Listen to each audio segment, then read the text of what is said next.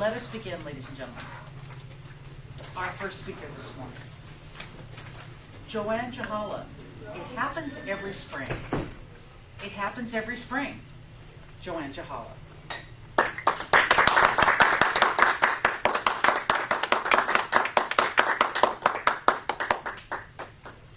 Madam Toastmasters, I'm here today to tell you something that you already know. It happens every spring. Spring is in the air. You see the buds on the trees. You see the daffodils looking for sunshine. You can even smell spring. But for me, when spring comes, something happens. There's a little recording that starts in my head that says, Joanne, it's spring. It's contest time. Contest time again, Joanne. Is this going to be the year that you give back to Toastmasters some of what they've given you?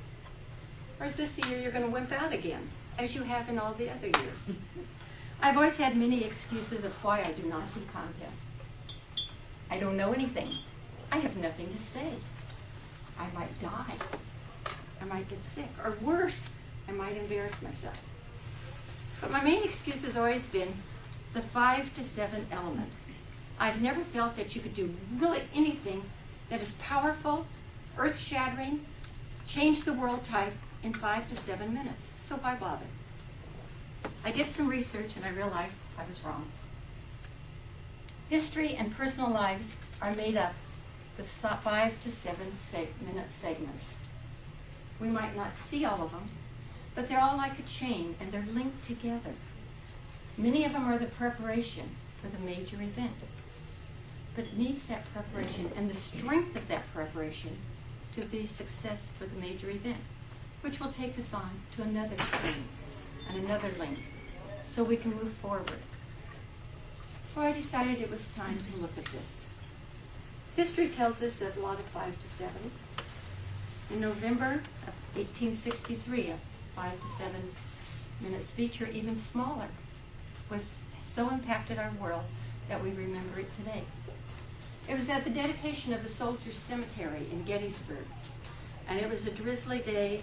It was 4 months after the terrible battle that was devastating our country at the time. We were in the middle of the Civil War, and they had decided to bury all the thousands that had died at Gettysburg in July, and they set up this Soldiers' Cemetery.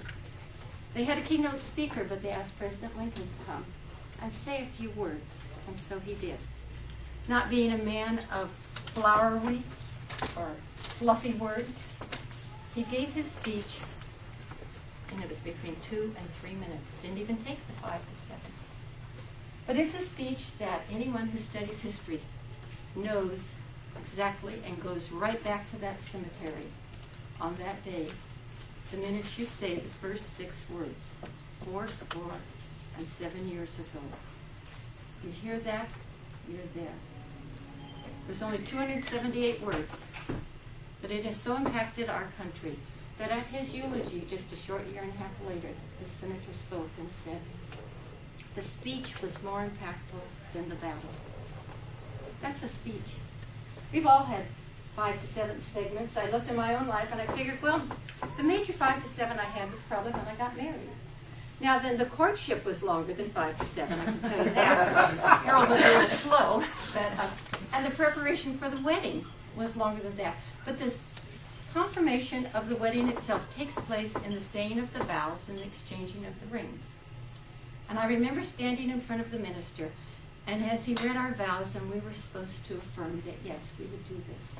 Harold took my hand, placed my ring on it, and lovingly said, I will.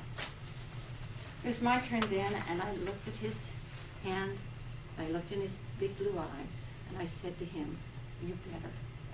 And we were married, and it's worked for all these years. And so that set us on a course, and which I have enjoyed. We all, throughout our family, we've had a lot of victories, defeats.